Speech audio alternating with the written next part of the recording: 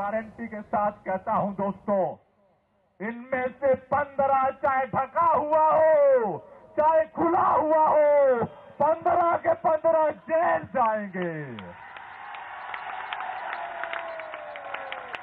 बचेगा कोई नहीं,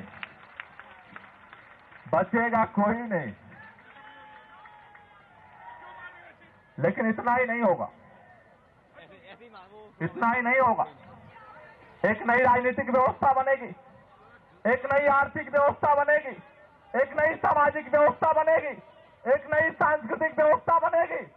इस देश के अंदर एक ऐसी व्यवस्था बनेगी जो मालिक गुलाम बन गया था वो फिर से मालिक बन जाए। इसलिए चुनावी आंदोलन।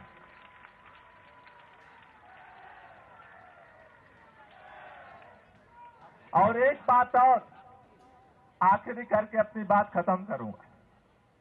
कई लोगों को लगता है चुनाव का आंदोलन तो उनका खेल है, मेरा इसमें उलट रहा है भाई। इस समय उनका खेल चल रहा है,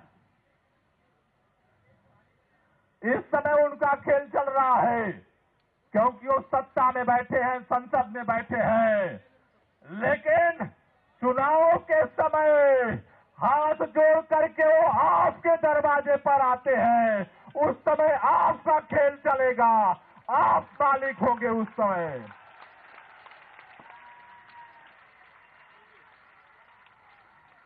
इसलिए इस आंदोलन की सफलता के लिए सबसे मुफीद समय है चुनाव। चुनाव जनता के हाथ में मुट्ठी, उसके हाथ में ताकत होती है। अभी सत्ता के हाथ में है ताकत, चुनाव के समय जनता के हाथ में ताकत होगी। जब जनता के हाथ में ताकत है, उस समय उस ताकत से ऐसा तमाचा मारना, ऐसा तमाचा मारना, ऐसा तमाचा मारना कि अंग्रेजों को भी जो मारा था वो भी वो भूल जाए।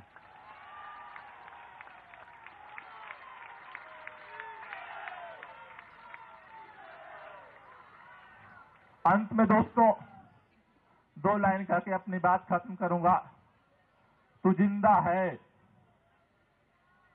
तू जिंदा है, तू जिंदगी की जीत पर यकीन कर। तू जिंदा है, तू जिंदगी की जीत पर यकीन कर।